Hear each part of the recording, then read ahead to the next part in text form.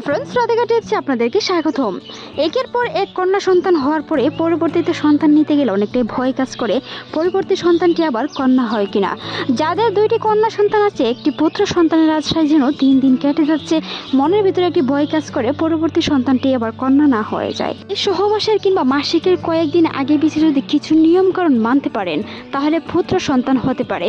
তবে সন্তানটি ছেলে হবে না মেয়ে হবে সেটা 100% ভাবে কেউই বলতে পারবে না। তবে কিছু কিছু যদি আপনি নিয়মকানুন মেনে চলেন তাহলে পুত্র সন্তান হওয়ার সম্ভাবনা থেকে যায়। যদি আপনি মাসিকের ওভুলেশন টাইমে মেলামেশা করেন সেই সময় কিন্তু পুত্র সন্তান হওয়ার সম্ভাবনা অনেকটাই থেকে যায়। যদি কন্যা সন্তান বারবার হওয়ার পরও আপনি এই নিয়মগুলো মেনে চলেন তাহলে দেখতে পারেন পরবর্তী সন্তানটি অবশ্যই ছেলে সন্তান হবে। মাসিকের প্রায় 13তম দিন থেকে 18তম দিন, অর্থাৎ আপনি যেই তারিখে মাসিক হয়েছেন সেই তারিখ থেকে ধরে হাতে গোনায় 13তম দিন থেকে 18তম দিন পর্যন্ত রেগুলার মেলামেশা করার চেষ্টা করুন। সেই সময়টাতে প্রায় 80% মেয়েরই ওভুলেশন টাইম হয়ে থাকে, অর্থাৎ ডিম্বস্ফোটন হয়ে থাকে।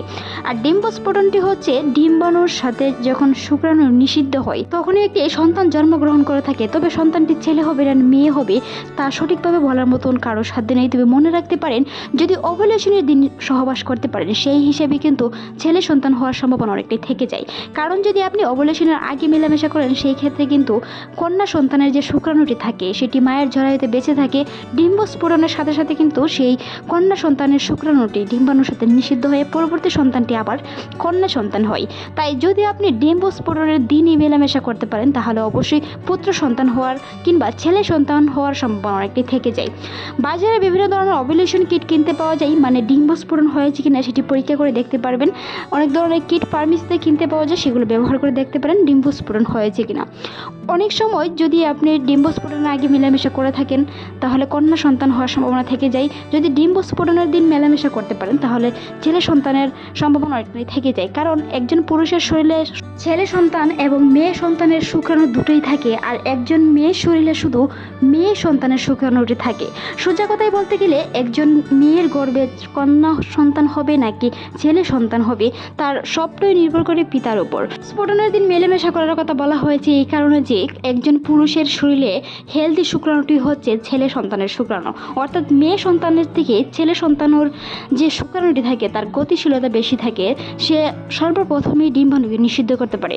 তাই যদি আপনার ডিম্বাণুটি বের হয় সেই সময় যদি সহবাস করেন তাহলে কিন্তু ছেলে সন্তানের শুক্রাণুটি সর্বপ্রথমেই নিষিদ্ধ করতে পারবে ডিম্বাণুকে, যেটিতে ছেলে সন্তান হওয়ার সম্ভাবনা অনেকটাই থেকে যায়। আর যদি ডিম্বস্ফোটনের আগে মেলামেশা করেন তাহলে কিন্তু ছেলে সন্তান মায়ের জরায়ুতে বাঁচে কম, যার কারণে ছেলে সন্তানের শুক্রাণুটি মারা গিয়ে কন্যা সন্তানের শুক্রাণুটি বেঁচে থাকে। পরবর্তীতে ডিম্বস্ফোটনের সাথে সাথে কিন্তু কন্যা সন্তানের শুক্রাণুটি মিলিত হয়ে পরবর্তীতে মেয়ে জন্মগ্রহণ করে থাকে। তাই অবশ্যই ওভুলেশনের দিন মেলামেশা করার চেষ্টা করুন, যেটি আপনার ছেলে সন্তান হওয়ার সম্ভাবনা অনেকটাই থেকে যায়। তবে তা নিয়ে অনেক ভিডিও আছে আমাদের চ্যানেলে, চাইলে ভিজিট করে আসতে পারেন। ছেলে সন্তান হওয়ার সম্ভাবনা অনেকটাই থেকে যায়, তা নিয়ে আমাদের চ্যানেলে অসংখ্য আলোচনা ভিডিও করা আছে, চাইলে ভিজিট করে আসতে পারেন। সেই সাথে আপনার মতামত অবশ্যই জানাবেন। মনে রাখতে হবে আপনি সহবাসের সময়ে কিছু নিয়মকানুন মেনে চলতে হবে। অনেক মায়েরা আছেন সহবাসের পরপরে উঠে দাঁড়িয়েছেন, যেটি শুক্রাণু পেরিয়ে যায়। মনে রাখতে হবে যখন আপনি সহবাস করেন অন্ততপক্ষে 10 মিনিট শুয়ে থাকার চেষ্টা করুন, যেন ওভুলেশনের দিন যদি মেলামেশা করেন সেই সময়টা অবশ্যই কাজে লেগে যায়। যদি ওভুলেশনের দিন মেলামেশা করেন সেই ক্ষেত্রে 10 মিনিট শুয়ে থাকুন, পা দুটি দেওয়ালে সোজা করে রাখুন, কোমরের নিচে একটি বালিশ ব্যবহার করতে পারেন যেন শুক্রাণুটি খুব সহজে জরায়ুতে প্রবেশ করতে পারে। যেন খুব সহজেই প্রবেশ করার ফলে ছেলে সন্তানের শুক্রাণুটি সবার আগে ডিম্বাণু নিষিদ্ধ হয়, পরবর্তীতে সন্তানটি ছেলে হয়। মনে রাখতে হবে ছেলে কিংবা মেয়ে তা সঠিকভাবে বলার মতো কেউ নেই। তবে গবেষণায় দেখা গেছে বা বিশেষজ্ঞরা বলে থাকেন ডিম্বস্ফোটনের দিন মেলামেশা করলে একজন নারীর ছেলে সন্তান হওয়ার সম্ভাবনা থেকে যায়। তাই অবশ্যই ছেলে কিংবা মেয়ে তার সম্ভাব্য গ্যারান্টি কেউ দিতে পারবে না। তবে সেই নিয়মগুলো পরীক্ষা করে কিংবা সেই নিয়মগুলো মেনে দেখতে পারেন কন্যা সন্তান থেকে অবরোধ পাওয়া যায় কিনা। মনে রাখতে হবে যা 2 বা 3টি কন্যা সন্তান হচ্ছে পরবর্তী জন্য ছেলে সন্তান হয় সেই নিয়মগুলো মেনে দেখতে পারেন, আপনার ছেলে সন্তান হওয়ার সম্ভাবনা থেকে যায়। তবে মনে রাখতে হবে সহবাসের আগে অবশ্যই আপনার যে শুক্রাণু গতিশীলতা বাড়ানোর জন্য অবশ্যই পুষ্টিসমৃদ্ধ খাবার খাওয়ার চেষ্টা করুন। একজন নারীর শরীরে কন্যা সন্তানের শুক্রাণু থাকে, একজন পুরুষ শরীরে কন্যা এবং ছেলে সন্তানের শুক্রাণু থাকে। তাই অবশ্যই সহবাসের আগে পুষ্টি সমৃদ্ধ খাবার খাওয়ার চেষ্টা করুন। এমনকি দিনের বেলা সহবাস থেকে বিরত থাকুন। দিনের বেলা সহবাস থেকে বিরত থাকার কারণে বীর্যের শক্তিশালীতে বেশি হয়ে থাকে, যেটি রাত্রের বেলায় অনেক গতিশীলতা বেশি হয়ে থাকে।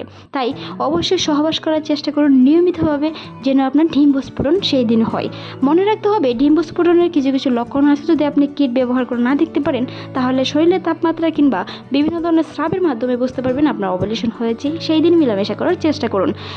স্রাব যেতে পারে কিছুটা ডিমের সাদা অংশের মতো, বা শরীরের তাপমাত্রা অন্য দিনের তুলনায় কিছুটা বেশি বা গরম মনে হতে পারে। সেই দিন আপনাকে বুঝতে হবে ওভুলেশন টাইম হয়েছে। অর্থাৎ যে তারিখ মাসিক হবেন সেই তারিখে 13 দিন থেকে 18 দিন পর্যন্ত সেই সময়ের ভিতরে ওভুলেশনটা হয়ে থাকে। ছেলে কিংবা মেয়ে হচ্ছে কিনা সেটি আপনি বুঝতে পারবেন গর্ভাবস্থায় অন্ততপক্ষে 4 মাস যাওয়ার পরে, অর্থাৎ 18 থেকে 22 সপ্তাহ যাওয়ার পরে আপনি বুঝতে পারবেন ছেলে সন্তান হবে নাকি মেয়ে সন্তান হবে। তবে কেউ কেউ হৃদস্পন্দন দেখেও ছেলে কিংবা মেয়ে আইডিয়া করে নেয়, তবে সেটি একেবারে ভুল। কারণ হৃদস্পন্দন কখনো কখনো কম হতে পারে, কখনো বেশি হতে পারে। তাই হৃদস্পন্দনের সাথে ছেলে কিংবা মেয়ে হবে তার কোনো সম্পর্ক নেই।